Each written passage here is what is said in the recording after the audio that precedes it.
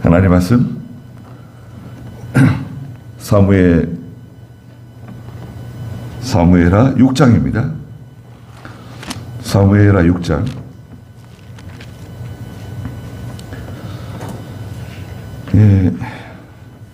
6절 말씀부터 좀 다시 보도록 하겠습니다. 사무엘하 6장 6절입니다.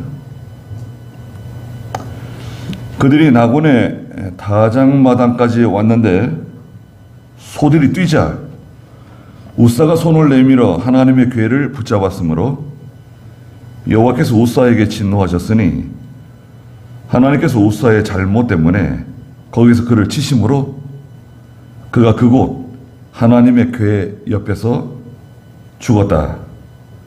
여호와께서 우사를 치신 일 때문에 다윗이 화를 내었으므로 그곳을 오늘날까지 베레스 우사라고 부른다.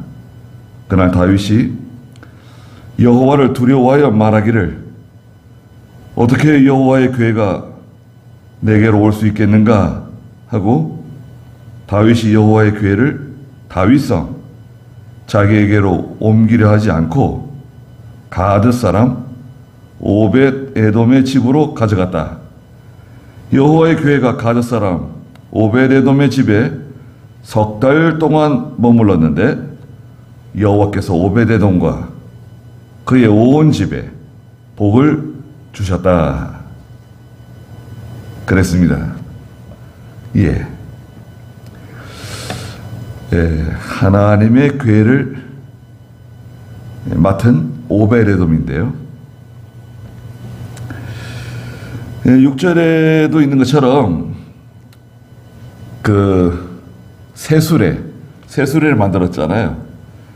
소가 끄는 새수레를 만들고 그 다음에 이제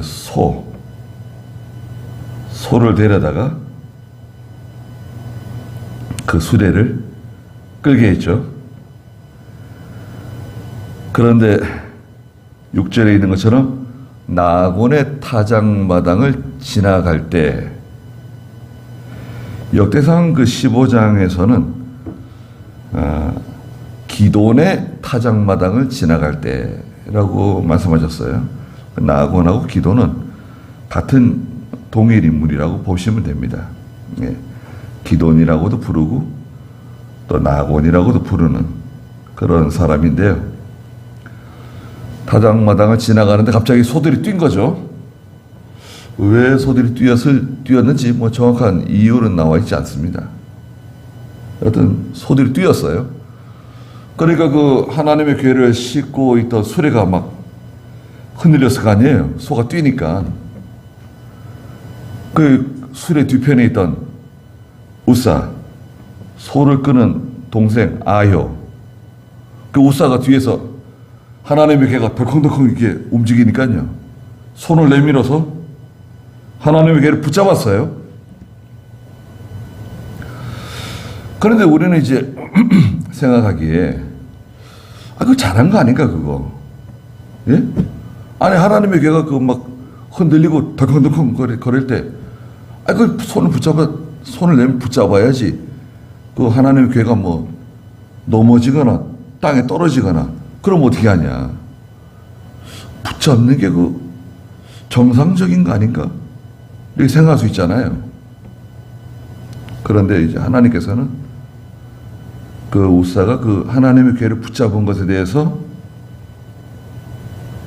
진노하셨다 그랬어요. 7절에 보니까. 7절 한번 읽어주시겠어요? 여호와께서 우사에게 진노하셨으니 하나님께서 우사의 잘못 때문에 거기서 그를 치심으로 그가 그곳 하나님의 궤 옆에서 죽었다. 네.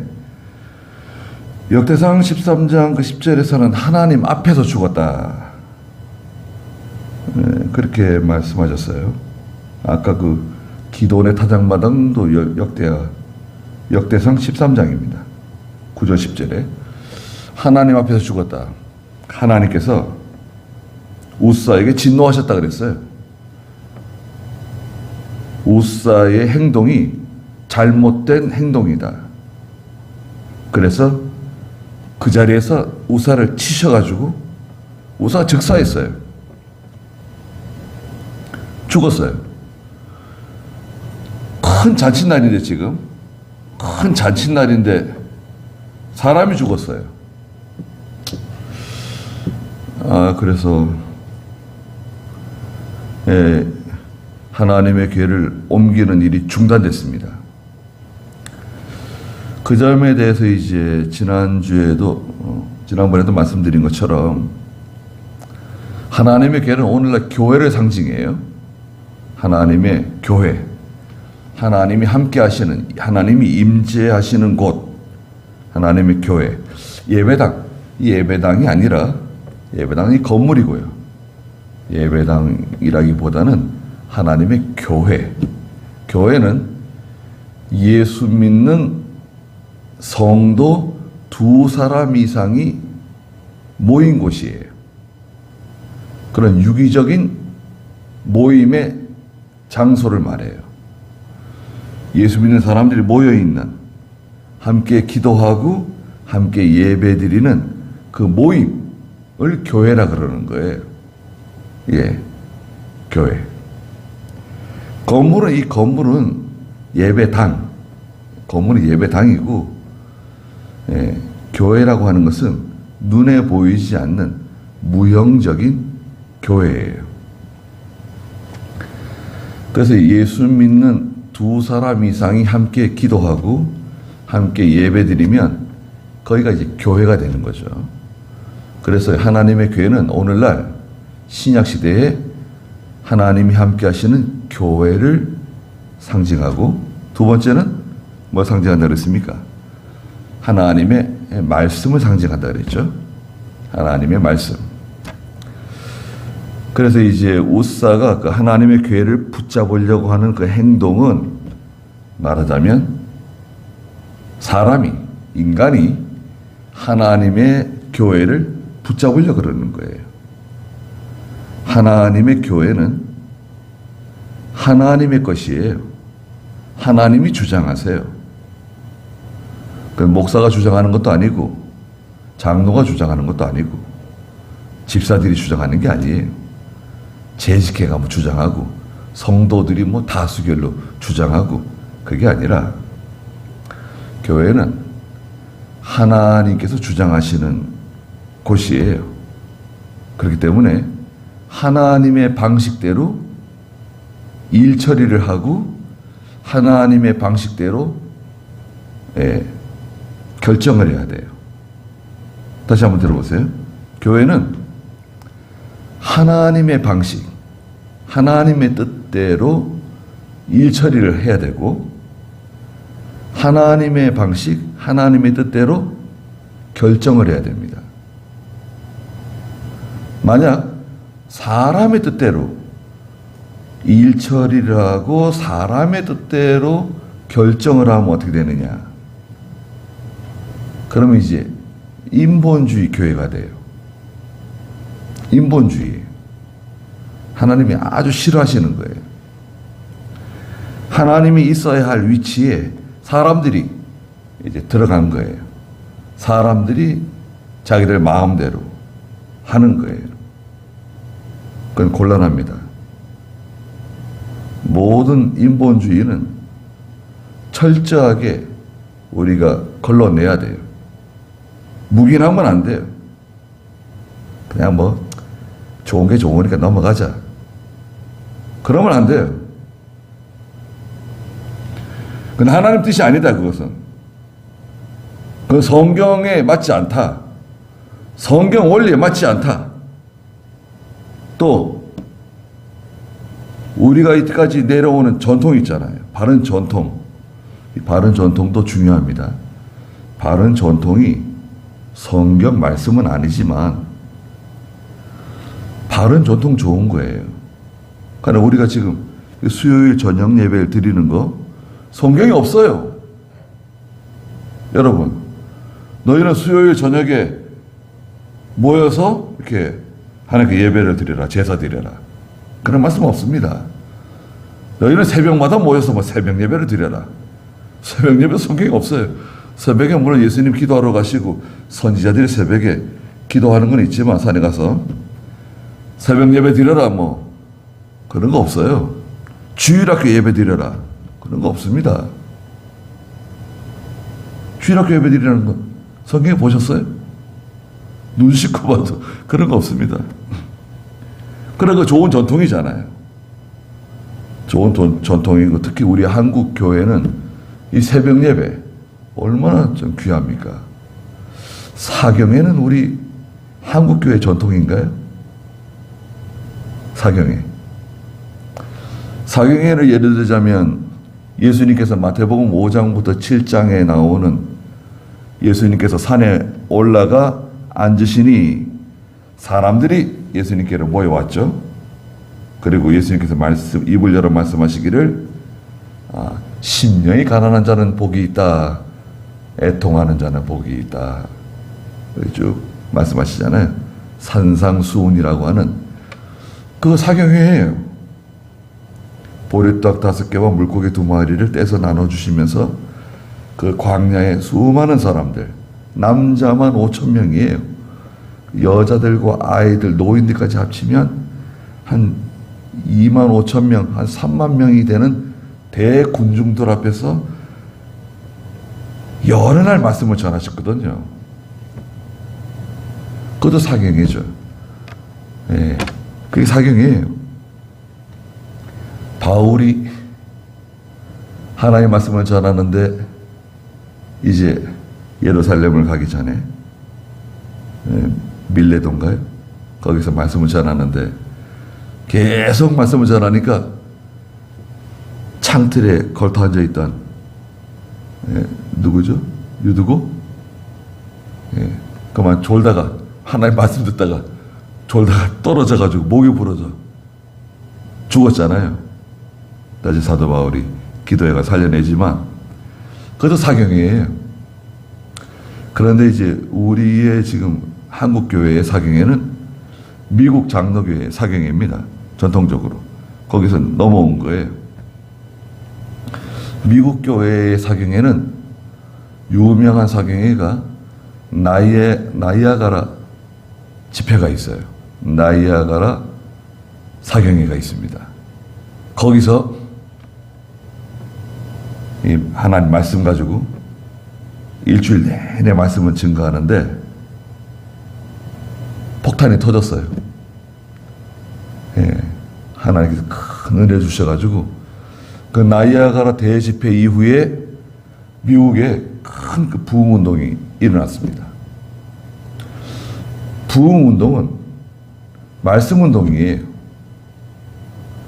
자, 다시 한번 들어보세요. 기독교의 교회의 부흥운동은 말씀운동입니다. 진리운동이에요. 그래서 우리가 경계해야 될 것은 뭐냐? 은사주의, 은사운동, 또 개인의 신비적인 체험, 환상적인 체험, 그거 배격합니다. 그걸 기독교 무당이라 그래요. 기독교 점쟁이. 기독교가, 교회가 마치 점쟁이 것처럼 축복 받으세요. 잘 될 겁니다. 성공할 겁니다. 듣긴 좋죠. 거짓말이에요. 왜냐? 성도가 하나님 말씀대로 살지 않으면 절대 잘 될 수 없어요. 절대 하나님이 도와주지 않으세요. 말씀대로 하지 않으면 하나님이 도와주지 않으세요. 왜? 그건 인본주의이기 때문에 그래요. 하나님 없이 자기가 인간이 하려는 거예요. 우사가 하나님의 교회를 붙잡으려고 하는 그 행동이 있잖아요. 목사가 교회를 붙잡으려고 그래요. 장로가 하나님의 교회를 붙잡으려고 그래요. 또 집사들, 재직회가 붙잡으려고 그래요. 성도들이 붙잡으려고 그래요. 안 돼요. 그러면 하나님께서 도와주지 않으세요. 그래. 그러면 잘 해보라고 그러세요. 너희들 잘 해봐라. 그래서 손을 떼세요. 안 도와줘요. 그러면 이제 고생문이 열리는 거예요. 하나님 손 떼시면 그때부터는 이제 고생문이 열립니다. 우리는 그 작은 일 있잖아요, 여러분. 작은 일을 할 때도 기도하고 하고, 또 우리가 무슨 일 처리를 할 때 기도하고, 마음속으로 기도할 수 있잖아요. 꼭 눈을 감고 뭐 손을 모으고 무릎을 꿇고 기도하지 않아도 기도할 수 있잖아요. 하나님 의지하고 기도하고, 일 처리를 하시면 참 하나님이 일 처리 잘 되게 해주세요. 또 사람들을 만나서 우리가 대화를 하고 어떤 토론을 하고 어떤 결정을 할 때 기도하고 하면 잘 이렇게 은혜스럽게 다툼이 없이 잘 될 수 있어요. 그래서 우사의 그 행동, 하나님의 교회를 붙잡으려고 한 거 하나님께서 미워하신 거예요. 싫어하신 거예요.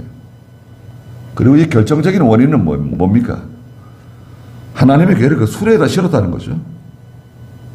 하나님의 교회는 레위 지파, 누구죠? 레위 지파,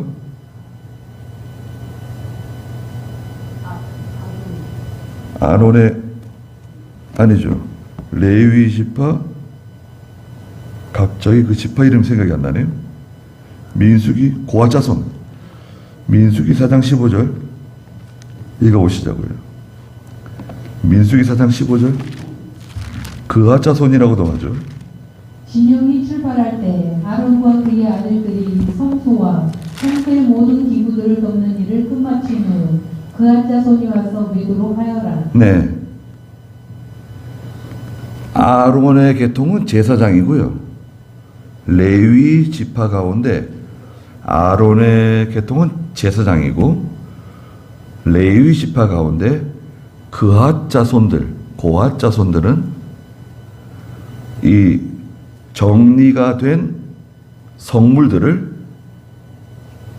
옮기는 거예요. 옮기는 일.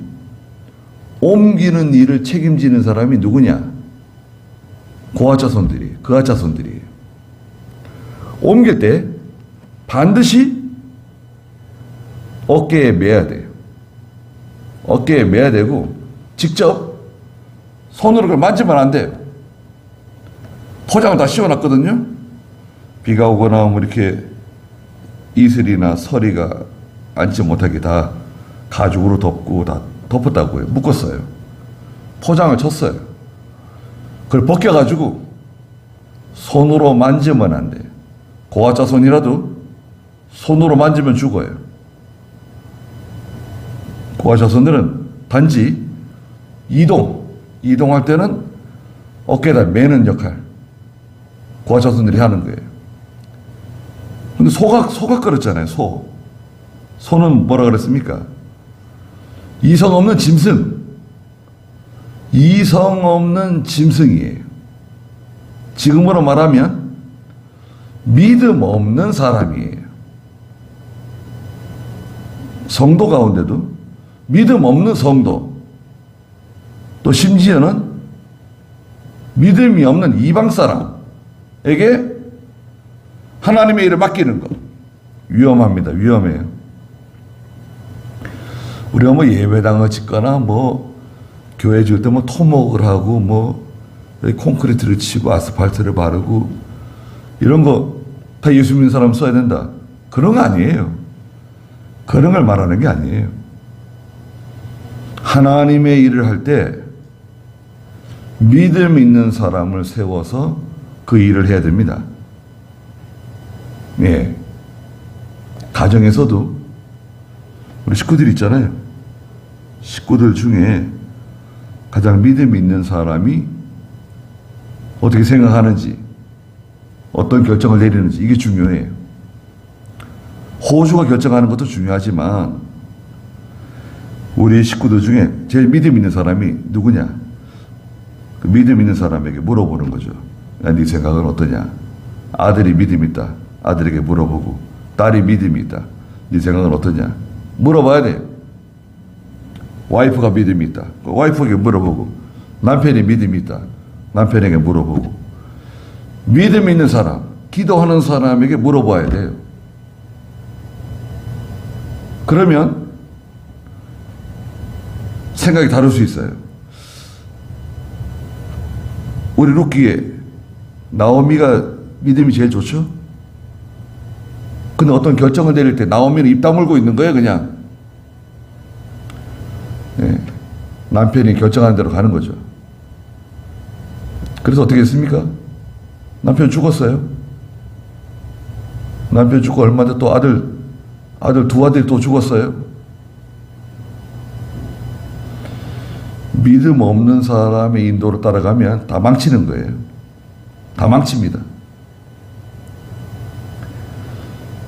예수 믿는 사람이 거기 끼어 있잖아요. 어떤 일을 할 때 한번 들어보세요. 예수 믿는 사람이 거기 끼어 있으면 거기는 하나님의 역사가 작동해요. 이 예수 믿는 사람이 중요해요. 말하자면 어둠 속에 빛이 하나 있는 거예요. 이 예수 믿는 사람이 어떻게 생각하는지, 이 예수 믿는 사람이 어떤 결정을 내리는지, 이게 중요해요. 바울이 죄수의 몸으로 배에 실려서 로마로 가고 있었는데 선장이 바울의 말보다는 그 선원들의 말, 뱃사람들의 말을 더 들었죠. 선장이 결정하는 거. 그래서 어떻게 했습니까? 큰 풍랑을 만나게 되었죠. 다 죽을 뻔했어요. 자, 믿음 없는 사람에게 하나님의 일을 맡기지 않는다. 그럼 사람이 없다. 사람이 없으면 그 목사 혼자서 하면 돼요. 그 장로님이 혼자서 하면 돼요. 꼭 뭐 집사를 시켜야 되고 누구한테 맡겨야 되고 그런 거 없어요. 사람이 없으면 그 있는 사람 가지고 하면 돼요. 아무리 사람이 많아도 여러분, 아무리 사람이 많아도 믿음 있는 사람이 없다. 그러면 믿음 있는 사람이 여러 가지 일을 다 해도 돼요. 아무 문제 없어요. 다 감당할 수 있어요. 뭐 사람을 많이 세운다 그래가지고 일 잘 되는 거 아닙니다. 교회가 뭐 부흥하려면 장로들을 많이 세워야 된다고. 어림없는 소리입니다. 절대 그렇지 않아요. 기독교 역사에 그렇지 않아요. 예수님께서 전 세계에 복음을 전하는데요. 여러분 생각해 보세요. 전 세계 땅끝까지 복음을 전하는데 제자를 몇 명 뽑았습니까? 12명 뽑았어요. 12명. 아니 12명 가지고 뭐예요? 게다가 그 12명 중에 하나는 또 마귀네요. 가룟유다. 선생을 팔아먹었잖아요. 그 빈 공간을 사도 바울로 채우죠. 그 12명이 전 세계를 정복한 거예요, 여러분. 12명이. 사람이 많다고 해서, 직분이 많다고 해서 일이 되는 게 아니다. 그 점을 꼭 기억해 두십시오. 자, 그래서 이제 다윗이 너무 이게 마음이 아프고 좀 상심했습니다. 8절 읽어보세요. 여호와께서 우사를 70일 때문에 다윗이 화를 내었으므로 그곳을 오늘날까지 베베스 우사라고 부른다. 그날 다윗이 여호와를 두려워하여 말하기를 어떻게 여호와의 궤가 내게로 올 수 있겠는가 하고 다윗이 여호와의 궤를 다윗성 자기에게로 옮기려 하지 않고 가드 사람 우사로 가져갔다. 네. 여호와께서 우사를 치신 일 때문에 다윗이 화를 내었다 그랬어요. 네. 전의 성경은 분이 여겼다. 다윗이. 근데 이제 원래 이제 원문의 이 단어는 원통한 마음을 가졌다. 너무 깊은 그 애석함, 마음이 아프다. 그런 뜻을 가지고 있어요. 원통이 여긴 거예요. 우리가 아무리 열심히 비용을 많이 들이고, 우리가 아무리 열심히 많은 사람들이 이렇게 즐겁게 하나님의 일을 하려고 했지만, 결과가 좋지 않네요. 그럴 수 있죠, 여러분. 우리가 이제 하나님의 일을 하다 보면, 우리는 믿음으로 하고 하나님 뜻대로 한다고 했는데, 결과가 안 좋을 수 있어요. 결과가 안 좋을 때, 우리는 조심해야 됩니다. 사람을 원망할 필요 없어요. 이거 누구 때문에 이렇게 된 거다. 이거 누가 책임져야 된다. 응? 이건 누가 이렇게 하자 그래가지고 이렇게 된 거다. 응? 누가 그 목사님한테 말해가지고 이렇게 된 거다. 이거 목사님 책임져야 된다. 장로님 책임져야 된다. 누가 책임져야 된다. 이렇게 하게 되면 마음이 갈라져요. 다툼이 생겨요. 여기도 뭐 우사가 책임져야 된다. 그런 말 하지 않았잖아요. 다윗이 다 책임을 지는 거예요. 교회는 기본적으로 모든 일에 목사가 책임지는 겁니다. 목사가 총대를 메고 책임을 지는 거예요. 물론 이제 장로님이 목사의 좋은 방패가 되어가지고 같이 나가면 좋죠. 큰 힘이 되는 거죠. 그 역할을 하시는 거고, 그래서 책임은 목사가 다 지는 거예요. 모든 일에 대해서. 다른 사람에게 책임을 돌리면 안 됩니다. 베레스 우사는 하나님께서 우사를 충돌했다. 하나님이 우사를 치셨다. 이런 뜻을 가지고 있어요. 우사가 위반했다.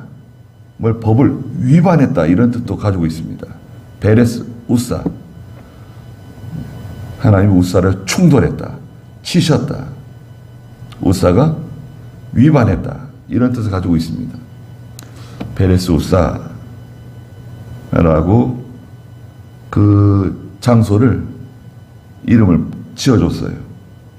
그리고 9절에 그날 다윗이 여호와를 두려워하여 말하기를 어떻게 여호와의 궤가 내게로 올 수 있겠는가 하고 다윗이 여호와의 궤를 다윗성 자기에게로 옮기려 하지 않고 가드 사람 오베데돔의 집으로 가져갔다 그랬습니다. 자, 이제 오베데돔이 나오는데요. 가드 사람이라 그랬어요.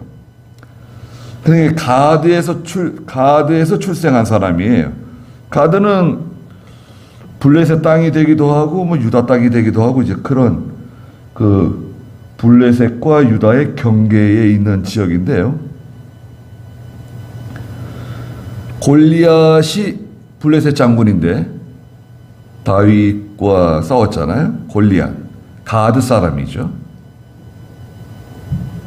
그때는 이제 블레셋이 가드가 블레셋 땅이었어요. 이게 이제 가드가 유다 땅이 되기도 하고 블레셋 땅이 되기도 하고 이제 왔다 갔다 하던 그런 국경 지역이에요. 가드 사람 오베데돔인데 성경에는 이제 오베데돔이 나와요. 여러 성경에서.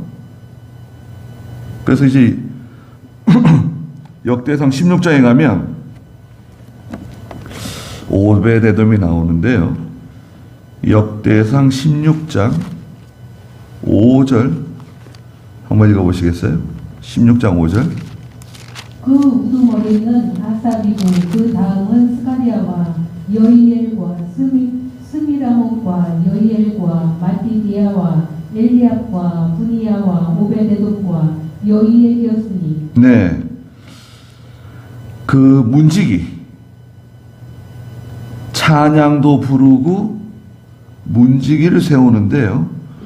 여기 그 오베데돔이 나와요. 또 그 16장 38절도 읽어보세요. 오베데돔과 그의 형제 68명과 여두둔의 아들 오베데돔과 호사를 문지기로 세웠다. 네. 오베데돔과 호사를 문지기로 세웠다 말씀하셨죠. 그리고 좀 더 자세하게 또 말씀하신 곳이 있는데 역대상 26장 한번 보세요. 역대상 26장 4절부터 읽어보시겠어요? 오베데돔의 아들들은 맏아들 스마야와 둘째 여호사밧과 셋째 요아와 넷째 사갈과 다섯째 느다넬과 여섯째 암미엘과 일곱째 이사갈과 여덟째 보올레데이니 하나님께서 오베데돔에게 이처럼 복을 주셨다. 그의 아들 스마야도 아들들을 낳았으니 그들은 유능한 용사였으며 그들의 가문을 다스리는 자였다.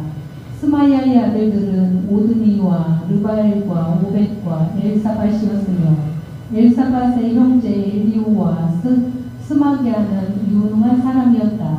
이들은 모두 오베데돔의 자손이며 그들과 그 아들들과 그 형제들은 유능하고 용맹스러운 사람으로서 직무에 능하였으니 오베데돔에게서 난 사람은 62명이었으며 그래서 이제 하나님께서 오베데돔에게 이처럼 복을 주셨다 5절에 말씀하셨고요. 역대상 26장 5절에 그 자녀들이 뭐 유능한 용사, 유능한 사람, 유능하고 용맹스러운 사람들, 직무에 능한 사람들, 그게 다 그 칭찬이 자자해요. 성경에서 이 오베데돔의 그 문지기 반열 중에 오베데돔 하나님께서 복을 주셨다, 축복해 주셨다. 그 자녀들에게도 복을 주시고 다 유능하고 능력 있고 자기 일을 잘 감당하는 그 유능한 유명한 집안이에요. 믿음 좋은 오베데돔 그런 거 다 아는 그 믿음 좋은 집안이에요. 그 자녀들이 다 하나님의 축복을 받고. 그래서 이제 많은 성경학자들이 지금 읽은 그 역대상 16장과 26장에 나오는 그 오베데돔과 오늘 여기 사무엘하 6장에 나오는 오베데돔을 같은 인물로 보는 분들도 많이 계세요. 그거 아니다. 동명이인이다. 다른 사람이다. 또 이렇게 보시는 분도 있어요. 정확하게 알 수는 없습니다. 네, 정확하게 알 수는 없지만 여하튼 11절에 보니까 여호와의 궤가 가드 사람 오베데돔의 집에 석 달 동안 머물렀는데 여호와께서 오베데돔과 그의 온 집에 복을 주셨다 그랬어요. 자, 가드 사람이 나옵니다. 가드 사람. 사무엘하 지금 15장 18절에 가면 다윗이 자기를 호위한 호위병들 있죠. 근위병들, 왕을 호위하는 호위병들을 주로 이 가드 사람들을 썼어요. 사무엘하 15장 18절 한번 읽어보시겠어요? 그의 모든 신하가 그의 곁으로 지나가고 모든 그렛 사람과 모든 블레셋 사람과 가드에서 왕을 따라온 600명의 가드 사람도 왕 앞으로 지나갔다. 네, 왕 앞으로 지나갔다. 왕을 호위하는 거예요. 다윗 왕을 호위하는 그 호위 부대, 가드 사람들을 썼다는 거죠. 가드 사람들 중에 믿음 좋은 사람들, 충성스러운 사람들이 많이 있었던 것 같아요. 그 가드 사람은 그 오베데돔의 집에 하나님의 궤를 임시예요, 임시. 지금 이 사고가 났으니까 이렇게 사람이 죽었잖아요. 모든 축제를 중단하고 하나님의 괴를 오베데돔의 집에 석 달 동안 갖다 뒀어요. 석 달. 왜 석 달이냐? 석 달은 다윗이 회개하는 기간이에요. 회개하는 기간. 이스라엘이 하나님 앞에 잘못을 뉘우치는, 우리가 하나님이 명령하신 그 레위 지파 그앗 자손들이 하나님의 괴를 어깨에 메야 되는데 그 말씀을 어기고 사람들이 그 짐승에게 하나님의 괴를 맡긴 거 회개하는 거예요. 석 달은 무슨 기간이라고요? 회개하는 기간이다. 회개하는 기간을 가져야 돼요. 일이 잘 못됐잖아요, 지금요. 누구 책임이다. 누구 때문에 이렇게 됐다. 그런 거를 논하는 게 아니라 우리가 다 같이 하나님께 회개하자. 다윗이 하나님께 회개하고 신하들이 하나님께 회개하고 모든 백성들이 하나님께 회개하는 기간을 갖는 겁니다. 그런데 왜 오베데돔이 복을 받았는가?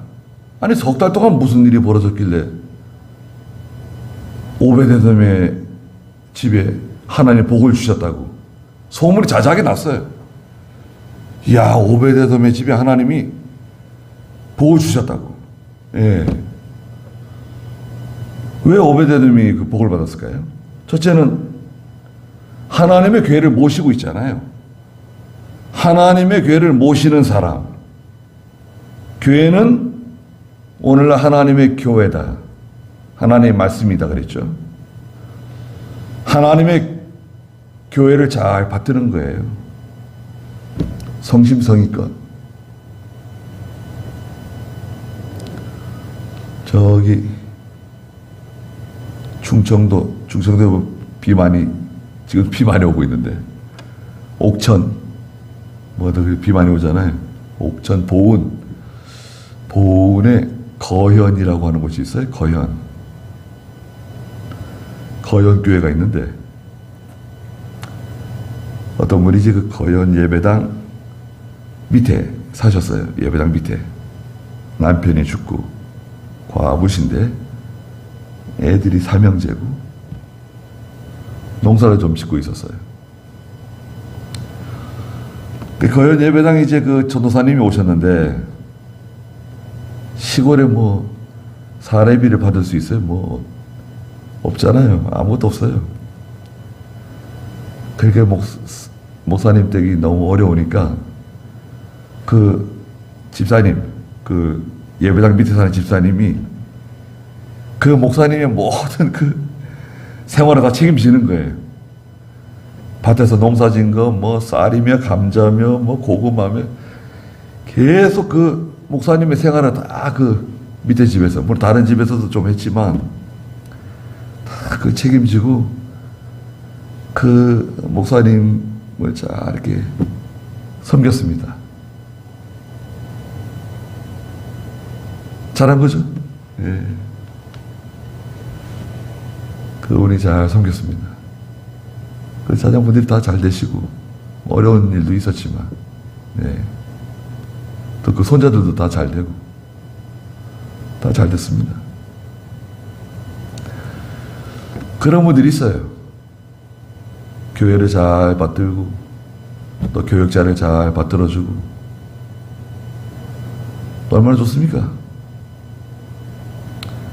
우리가 다음 세상에서 그거 할 수 있어요? 다음 세상에서 내가 열심히 주를 위해서 충성하겠다. 말도 안 되는 소리죠. 네. 기회는 한 번밖에 없어요. 할 수 있는 기회가 없어요. 우리가 살아생전에 여러분 예배당을 이렇게 신축할 수 있는 거, 땅을 매입하고 그렇게 많은 시련 가운데서도 포기하지 않고 얼마든지 포기하고 우리가 분열될 수도 있었고 시험일 수도 있었는데 끝까지 이렇게 참고 나가다 보니까 하나님께서 예배당도 지어주시고, 예, 이런 거 쉬운 게 아닙니다. 네. 교역자도 마찬가지죠. 목사도 하나님의 일을 하면서 평생에 교회를 한번 짓는다는 거, 또 뭐 개척하는 거, 그게 쉽지가 않아요. 그런 기회를 좀처럼 주시지 않습니다. 그래서 오베데돔은 첫째, 하나님의 교회를 잘 모셨다는 거죠. 잘 모셨다. 두 번째는 뭔가요? 하나님의 말씀대로 했다는 거예요. 하나님의 교회를 모실 때 하나님의 말씀대로 했다는 거예요. 이 두 가지가 중요합니다. 하나님 말씀대로 하지 않으면 아무리 열심히 해도 소용없어요. 열심 가지고 판단하는 하나님께서요? 열심 가지고 판단하는 거 아닙니다. 뭐 말씀대로 하고 열심도 있고 그거 좋지만, 예, 하나님 말씀대로 해야 돼요. 뭐든지 말씀대로 하지 않으면 그거는 다 자기를 위한 일이에요. 자기를 위한 일. 예, 하나님 기뻐하지 않습니다. 그런데 석 달이 지났는데요, 오베데돔이 하나님께 복을 받았다고 소문이 자자하게 퍼졌어요. 다윗의 귀에까지 보고가 들어갔습니다. 아니, 오베데돔이 석 달 동안 하나님의 궤를, 예, 보관하고 섬기고 있는데 하나님께서 오베데돔의 집에 큰 복을 내려주셨습니다. 보고가 들어갔어요. 12절 읽어보시겠어요?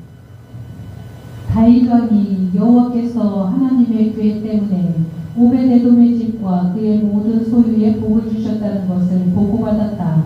다윗이 기뻐하며 가서 하나님의 궤를 오베데돔 집에서 다윗 성으로 가지고 올라왔는데 여호와의 궤를 맨 사람들이 6걸음을 걸었을 때 다윗이 소와 기름진 것으로 제사를 드리며 배로 만든 에봇을 입고 힘을 다하여 여호와 앞에서 춤을 추었다.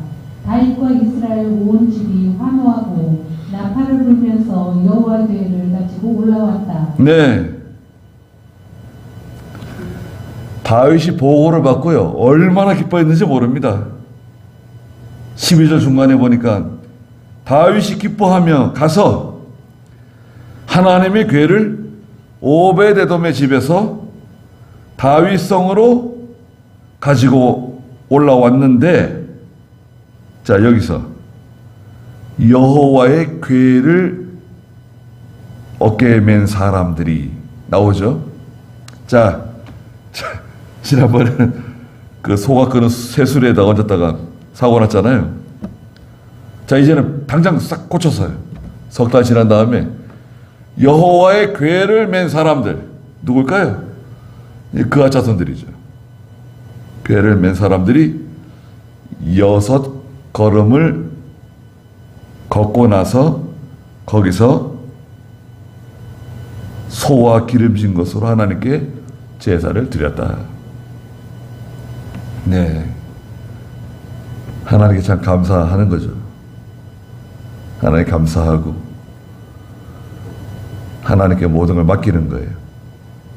이제 하나님께로 옮기려고 그러는데 하나님께서 도와주십시오. 보호해 주십시오. 저희들을 불쌍히 여겨 주십시오. 하나님께 제사를 드리는 거예요. 우리가 무슨 일을 시작할 때, 그죠? 마치 6걸음을 뗀 후에 하나님께 예배 드리는 거예요. 목사님 모셔다가 같이 예배 드리고, 어떤 일을 시작할 때, 어떤 일을 결정할 때 얼마나 좋습니까? 말씀드리잖아요, 제가요. 그 목사님 모셔다가 이렇게 예배를 드리잖아요. 그건 별거 아닌 것 같은데, 하나님의 보험, 좋은 보험에 가입하는 겁니다. 여러분. 목사가 뭘 알겠어요? 그 세세한 내용들은 뭐 알아요? 또 그 방면에 뭐 전문가도 아니고. 그렇지만 하나님의 종을 모셔다가 같이 예배 드리고 시작하는 것은 중요한 일입니다. 아주. 예. 아주 좋은 보험에 가입하는 거예요. 피해 보상, 전액 전액 보상받는 좋은 보험에 가입하는 겁니다. 하나님이 보호해 주시고 또 잘못하는 거라고 하면 또 다른 길을 열어주시고 도와주세요. 얼마나 좋습니까? 해볼 만하잖아요. 그건 미신 아닙니다, 여러분. 그건 미신 아니에요. 귀한 일입니다. 우리가 사사기에서 베냐민 지파와 전쟁하는데 첫 번째 전투 실패했죠? 22,000명 죽었죠? 두 번째 전투 실패했죠? 18,000명 죽었어요. 세 번째 전쟁에 나가려 그럴 때 어떻게 했습니까? 아론의 자손 누구예요? 비느하스. 아론의 자손 비느하스에게 하나님께 기도해달라고 부탁하잖아요. 그게 미신이에요? 미신 아닙니다. 자기가 기도하지. 자기가 기도할 수도 있어요. 일반적으로는 자기가 기도할 수 있죠. 중요한 일, 중요한 사건에서는 그러니까 하나님의 종을 모셔다가 기도해달라 그러고 같이 예배 드리고 좋잖아요. 하나님이 기뻐하시고 하나님이 도와주세요. 그리고 다윗이 14절에 배로 만든 에봇을 입고, 에봇은 제사장이 입는 옷입니다. 여러분, 다윗이 제사장인가요? 다윗은 제사장이 아닌데, 다윗은 왕이잖아요. 왕. 제사장도 아닌 사람이 왜 에봇을 입고 그러냐? 다윗은요, 그 시대에 제사장과 선지자와 왕직을 겸직하는 위치에 있었어요. 예? 마치 그리스도의 모형처럼, 사무엘과 같이 그리스도의 모형처럼 제사장과 선지자와 왕직을 겸직하는 위치에 있는 사람이었어요. 다윗이. 그 다윗이 성경을 많이 기록했잖아요. 시편이라든지.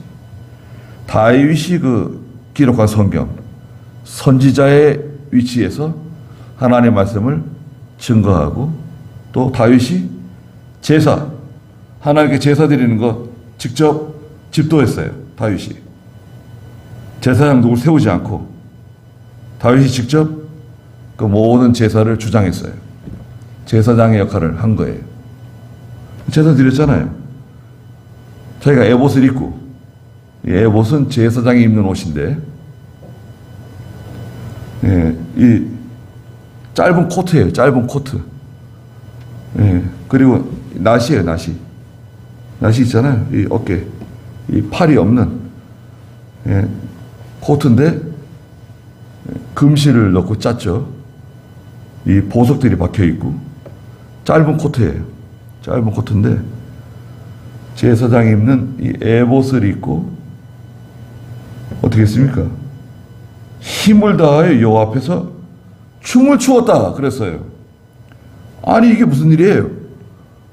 아니 왜 왕이 하나님의 궤 앞에서 막 춤을 추고 춤을 추었다, 몸을 흔들었다, 팔을 흔들었다, 손가락을 짝짝거리면서 손가락을 움직였다, 뭐 이런 뜻을 가지고 있어요. 이 단어가 몸을 흔들었다, 팔을 흔들었다, 손가락을 움직였다, 흔들흔들 춤을 춘 거예요, 다윗이. 그래서 그 다윗의 안에 미갈이 멀리서 그 자기 남편 왕이 길바닥에서 막 춤추는 걸 보고 불쾌하게 생각했죠. 조롱, 비웃었죠. 다윗이요. 이 춤춘 것은 정당한 겁니다. 다윗이 순진하고, 자 들어보세요. 다윗의 그 순진하고 착한 믿음이에요. 마치 어린아이와 같은 믿음으로 한 거예요. 하나님의 큰 감동, 하나님의 큰 감동을 받고 너무 감격스러워가지고 하나님 앞에, 사람 앞에 산 게 아니라 백성들이 보는 거, 백성들의 눈을 생각한 게 아니라 하나님 앞에서 이 왕이 벌쩍벌쩍 춤을 추면서 기뻐했어요. 순진하고 착한 마음이에요. 하나님이 기뻐하신 거예요. 잘한 겁니다, 이거는. 그러니까 백성들도 얼마나 기뻐하고 15절에 다윗과 이스라엘 온 집이 환호했다. 다 환호하고 나팔을 불면서 찬송을 부르면서 여호와의 궤를 가지고 다윗성으로 올라왔습니다. 완전히 축제죠. 완전히 축제예요. 야, 얼마나 참. 나중에 우리가 천국 가게 되면 하나님 보여주실 거예요. 다윗이 어떻게 춤을 췄는지 그 장면을 우리에게 다 보여주실 겁니다. 얼마든지 볼 수 있을 거예요. 그래서 우리의 믿음이 순진해야 돼요. 순진하고 어린아이와 같은 그런 착한 마음을 가지고 하나님을 대하고, 또 감동이 오잖아요. 하나님의 감동. 하나님의 그 감동이 오는데 얼마나 좋습니까? 착하고 순진한 마음 잃어버리지 마시고, 우리가 죽을 때까지 나이가 많아서도 그렇게 참 어린아이와 같이, 우리가 하나님 앞에 다 어린아이와 같잖아요. 그렇게 착하고 순진한 마음으로 하나님을 섬기고 또 은혜를 받고 감동을 받고, 그런 저희가 다 돼야 되겠습니다.